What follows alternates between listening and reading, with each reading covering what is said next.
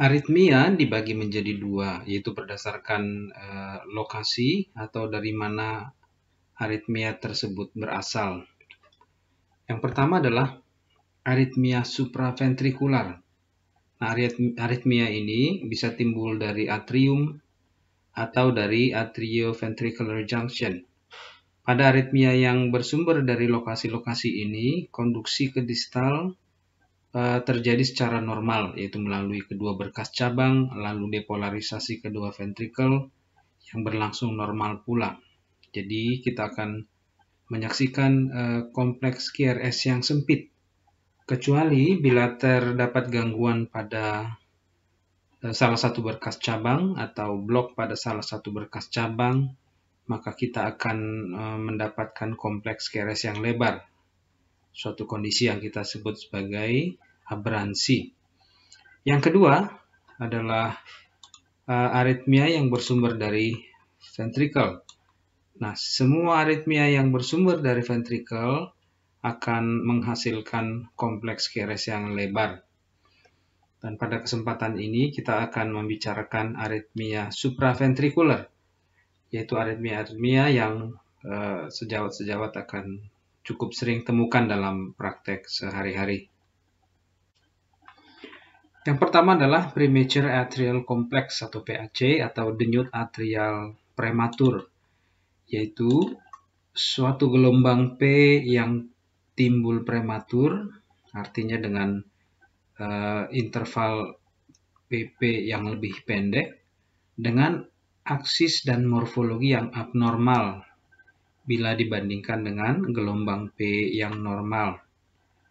Karena timbul prematur, kompleks QRS tampak irregular saat timbulnya PAC. Konduksi ke distal pada umumnya masih berlangsung secara normal. Itulah sebabnya pada umumnya kita juga akan melihat PAC dengan kompleks QRS yang sempit. Sebagai contoh, pada gambar ini gelombang P diikuti oleh kompleks QRS normal, namun kompleks atau gelombang kedua ini adalah sebuah gelombang P tidak normal dengan morfologi yang berbeda.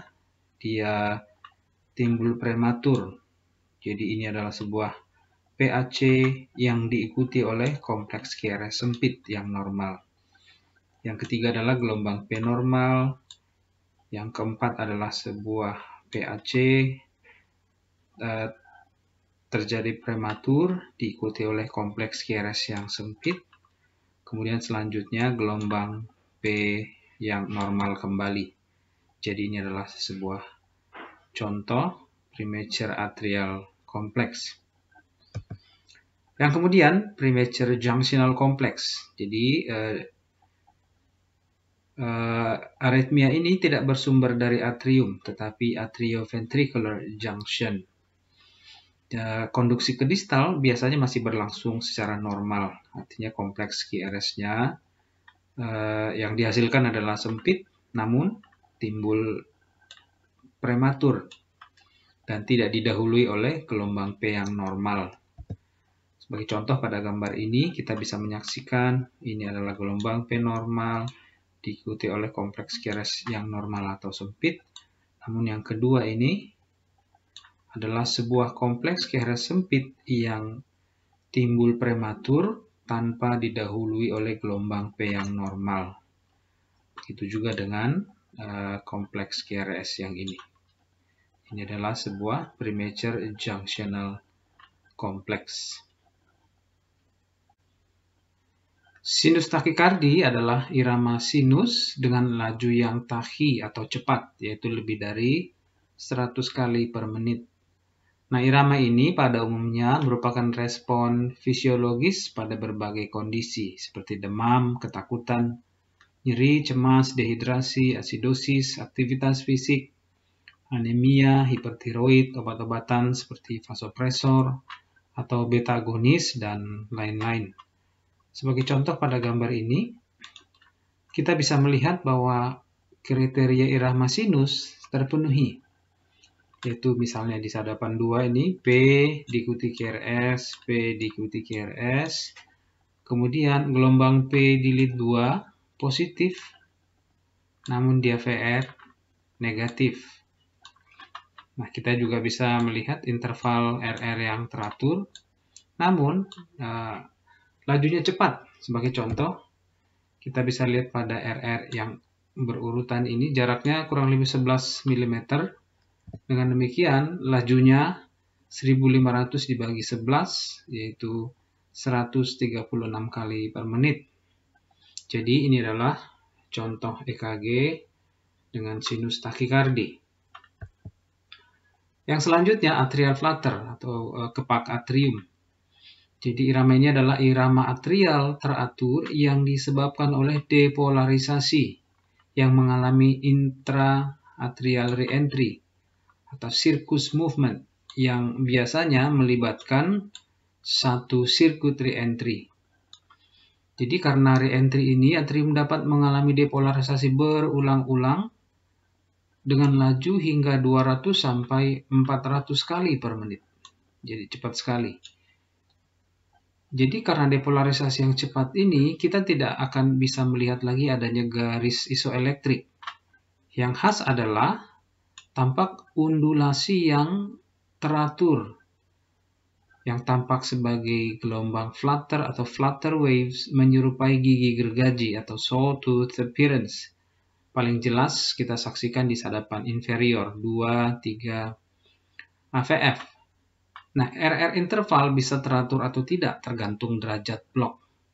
Biasanya blok 21 atau 41. Laju QRS bisa normal ventricular response, atau cepat, rapid ventricular response, atau bahkan bisa lambat, slow ventricular response. Misalnya pada EKG ini, kita bisa melihat bahwa ini yang jelas bukan irama sinus. Sejauh tidak akan menemukan gelombang P atau kriteria irama sinus.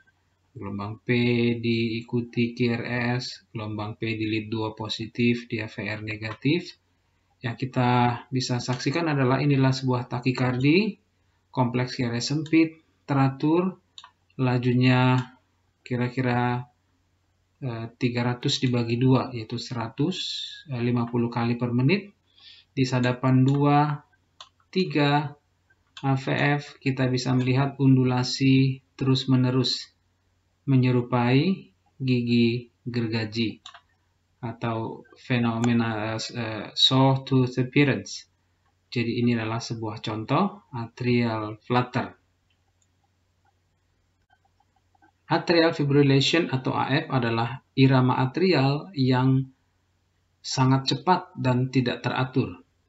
Hal ini disebabkan oleh eksitasi atrium yang bersumber dari banyak sirkuit re-entry. Akibatnya kita tidak akan menemukan gelombang P. Yang kita lihat adalah gelombang fibrilasi atau fibrillatory waves berupa gambaran kasar pada garis isoelektrik.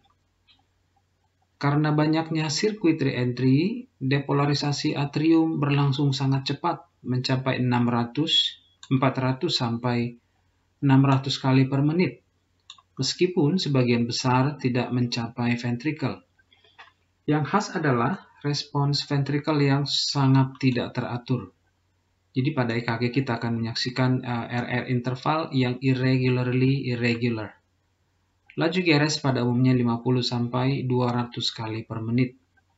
Jadi laju QRS bisa normal atau normal ventricular response, bisa cepat, rapid ventricular response, atau bahkan lambat, slow ventricular response. Ini adalah sebuah contoh EKG dengan fibrilasi atrium.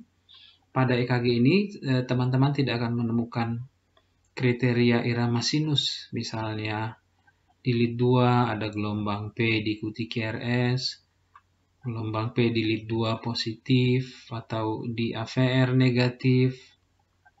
Yang kita temukan adalah di V1 misalnya, ada gambaran fibrillatory waves atau gambaran kasar pada garis isoelektrik yang disebut fibrillatory waves.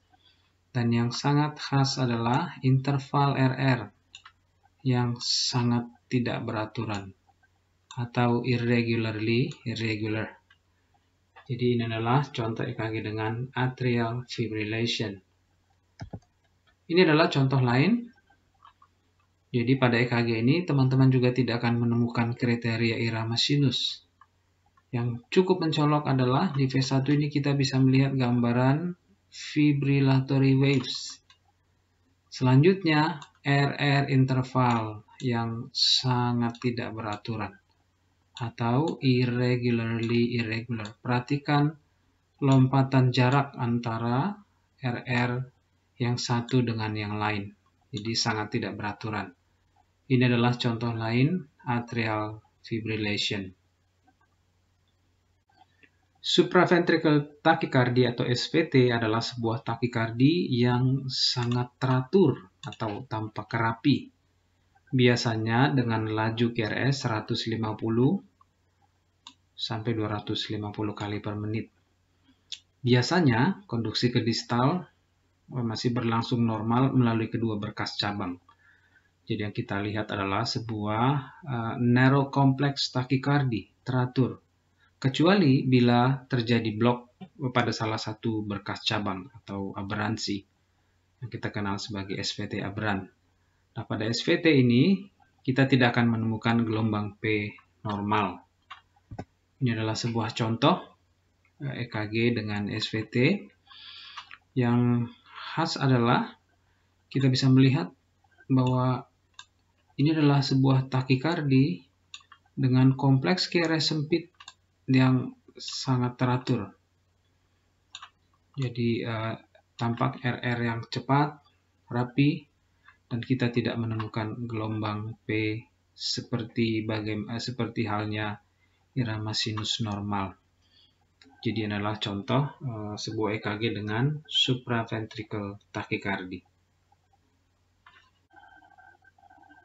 Supraventricular aritmia yang lain adalah paroxysmal atrial tachycardy atau PAT, yang adalah sebuah fokus ektopik di atrium, yaitu sebuah fokus ektopik tunggal yang mencetuskan sebuah takikardi yang teratur, biasanya dengan laju 100 sampai 200 kali per menit. Gelombang P yang dihasilkan abnormal karena memang fokusnya abnormal bila dibandingkan dengan gelombang P saat irama sinus. Kompleks QRS juga masih normal. Pada umumnya konduksi ke distal, yaitu ke ventrikel, masih berlangsung secara normal. Kadang-kadang kita sulit membedakannya dengan SVT. Namun, bila kita menemukan pada saat inisiasi, kita akan menemukan yang disebut sebagai warm-up period, yaitu laju atrial yang perlahan-lahan meningkat. Kemudian pada saat terminasi atau berakhirnya aritmia, kita akan melihat cool down period, yaitu laju atrial yang perlahan-lahan melambat hingga akhirnya irama atrial tachycardy ini berakhir. Mari kita lihat contoh ini. Ini bukan irama sinus normal. Jadi teman-teman bisa melihat ini adalah sebuah tachycardy. Ya, kompleks QRS sempit, teratur. Dan di lead 2 kita lihat gelombang P yang abnormal, terbalik. Dia VR sedikit positif. Artinya tentu saja teman-teman perlu yakin bahwa penempelan elektroda berlangsung atau dilakukan secara normal. Ya, kalau itu kita sudah yakin, maka kita bisa pastikan pula bahwa ini adalah sebuah irama atrial yang berlangsung cepat yang bukan bersumber dari SA. Jadi ini adalah sebuah atrial tachycardy, sebuah paroxysmal atrial tachycardy atau PAT. Yang kemudian adalah multifocal atrial tachycardy. Nah, berbeda dengan paroxysmal atrial tachycardy, di mana fokus ektopik biasanya tunggal, maka pada multifocal atrial tachycardy, maka fokus ektopik itu bisa banyak, yaitu multifocal atrial tachycardy atau MAT. Pada MAT ini, kompleks QRS biasanya didahului oleh gelombang P dengan morfologi yang sangat bervariasi, meskipun tidak selalu mudah untuk mengidentifikasi gelombang P. Jadi, kriteria diagnostiknya adalah kita menyebutkan multifokal atrial tachycardia bila kita bisa mengidentifikasi lebih dari 3 morfologi gelombang P pada satu sadapan. Ya, jadi yang kita lihat adalah sebuah takikardi dengan RR interval yang sangat bervariasi, seperti atrial fibrillation, PR interval yang juga sangat bervariasi.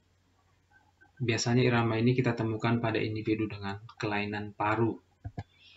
Contohnya adalah EKG ini, strip ini, kita bisa lihat RR interval yang sangat berantakan. Sepintas ini adalah sebuah takikardi QRS sempit dengan irregular interval RR. Namun sesungguhnya kita masih bisa mengenali gelombang P. Ini banyak sekali gelombang P-nya. Morfologinya sangat bervariasi. Ada yang terbalik begini, ada yang positif, ada yang PR intervalnya cukup jauh, ada yang sangat dekat. Jadi terdapat lebih dari 3 morfologi gelombang P pada satu sadapan dengan PR interval yang bervariasi, RR interval yang bervariasi juga. Ini adalah contoh multifokal atrial tachycardia. Jadi teman-teman sekalian, itulah beberapa contoh atau topik bahasan tentang supraventricular arrhythmia, dan selanjutnya kita akan mendiskusikan tentang ventricular arrhythmia.